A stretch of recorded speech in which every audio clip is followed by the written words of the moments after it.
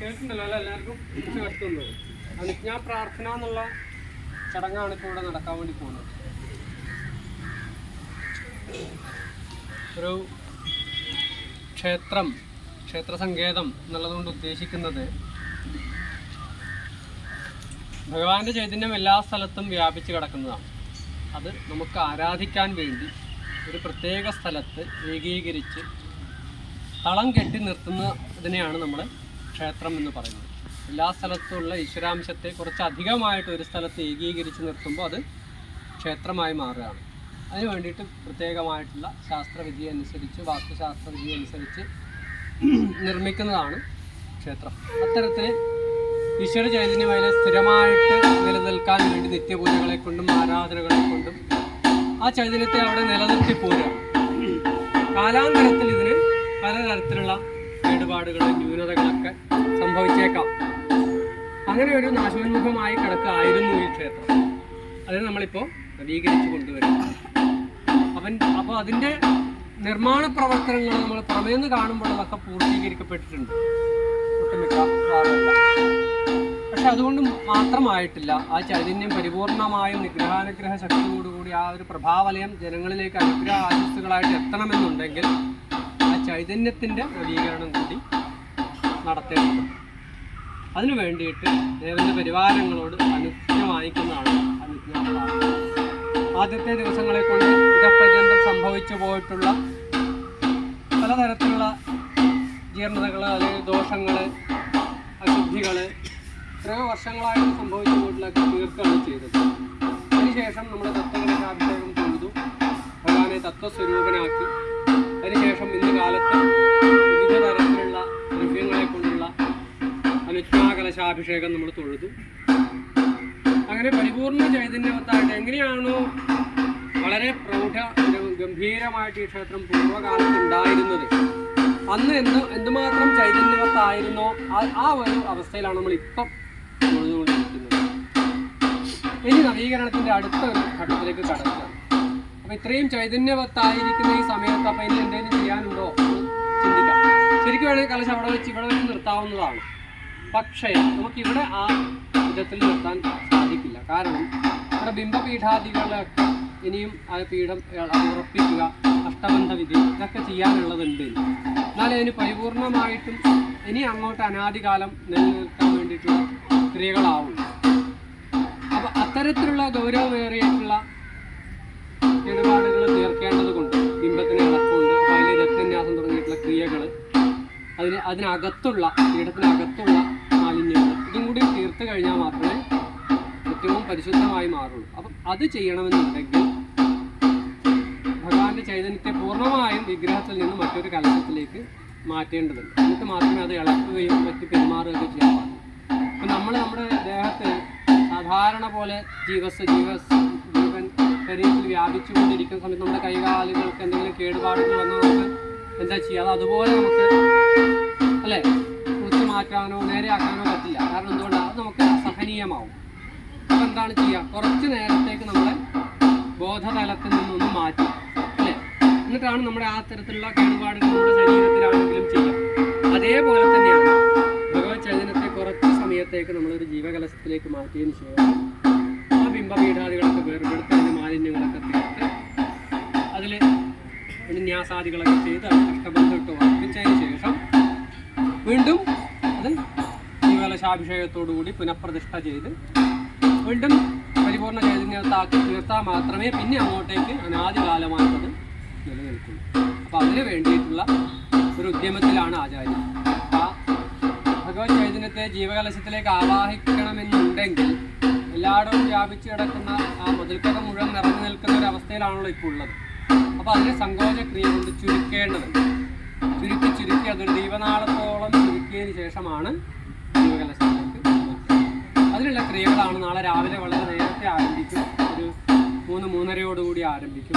ഒരു 8:30-9 മണിയോടുകൂടി ജീവകലശം ശയ്യയിലേക്ക് എത്തണമെന്നുണ്ടെങ്കിൽ ഒരു 4-5 മണിക്കൂർ തുടർച്ചയായിട്ടുള്ള ക്രിയകൾ, താന്ത്രികമായിട്ടുള്ള ക്രിയകൾ ചെയ്യേണ്ടതുണ്ട്.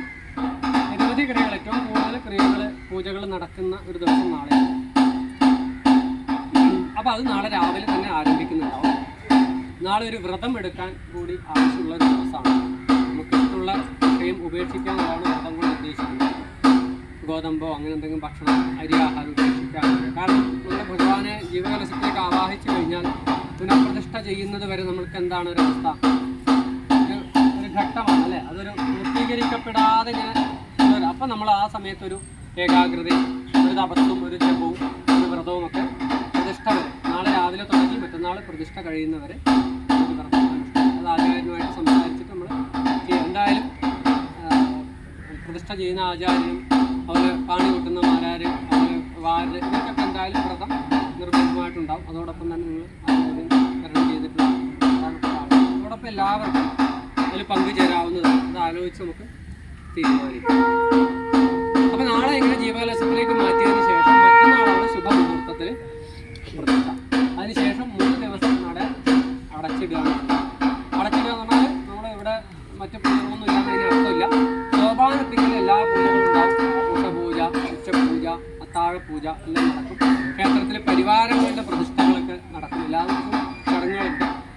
പ്രതിഷ്ഠയുടെ പിറ്റേ ദിവസമാണ് പരിവാരങ്ങൾ, അഷ്ടദിക്പാലന്മാർ, വലിയ ബലിക്കല്ല്, മാതൃക്കൾ, നിർമാല്യധാരി ഇങ്ങനെയുള്ള ദേവതാ സാന്നിധ്യങ്ങളൊക്കെ പ്രതിഷ്ഠയുടെ പിറ്റേ ദിവസമാണ്.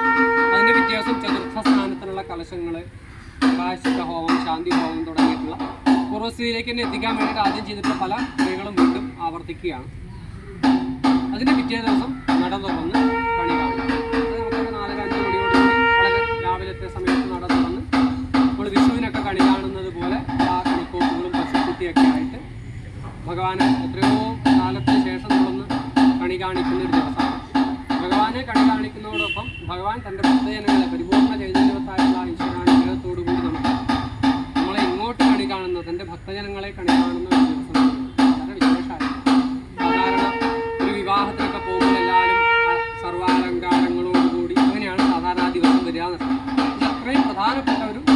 ദിവസമാണ് അന്നത്തെ ദിവസം.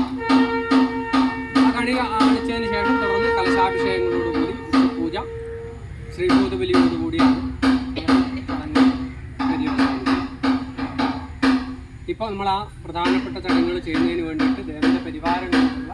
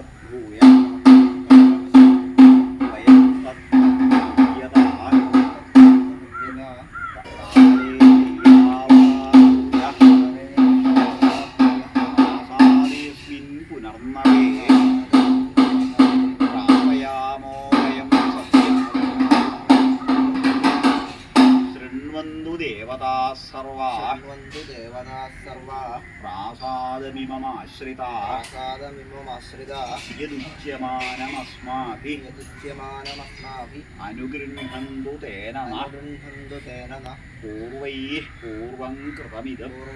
പൂർവം കൃതമിദം ദേവാലയമസാരവൽ പ്രാപ്തം കാലവശാത് ഭൂയ വയം തത്കർത്തുമുദ്യതാ കാലേനൈതാവതാ ഭൂയ പ്രാസാദേസ്മിൻ പുനർനവേ പ്രാപയാമോ വയം സത്യം ശൃണ്വന്തു ദേവതാഃ സർവാ പ്രാസാദമിമമാശ്രിതാഃ യദുച്യമാനമസ്മാഭിः അനുഗൃഹന്തു തേന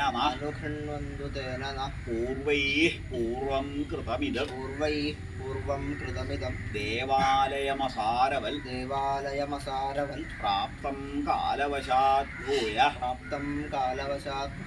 വയം തത്കർത്തുമുദ്യതാ കാലേനൈതാവതാ ഭൂയ പ്രാസാദേസ്മിൻ പുനർനവേ പ്രാപയാമോ വയം സത്യം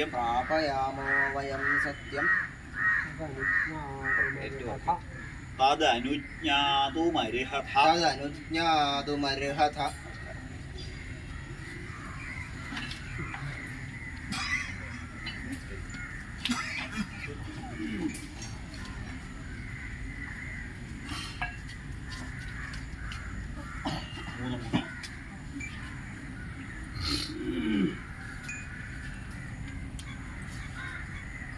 എല്ലാവർക്കും നമസ്കാരം.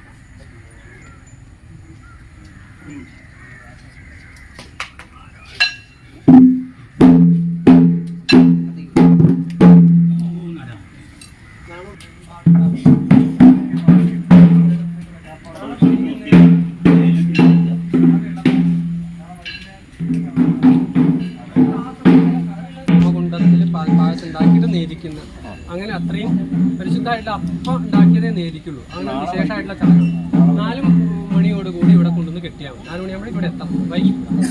അപ്പം നമ്മൾ വന്ന് ആ പശുവിനെ ഒന്ന് പൂജിച്ച് ഭഗവതിയായിട്ട് സങ്കല്പിച്ച്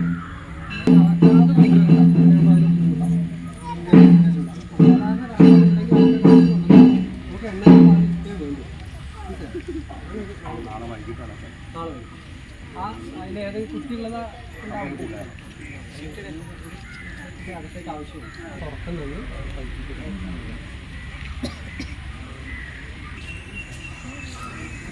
ഉച്ചയുടെ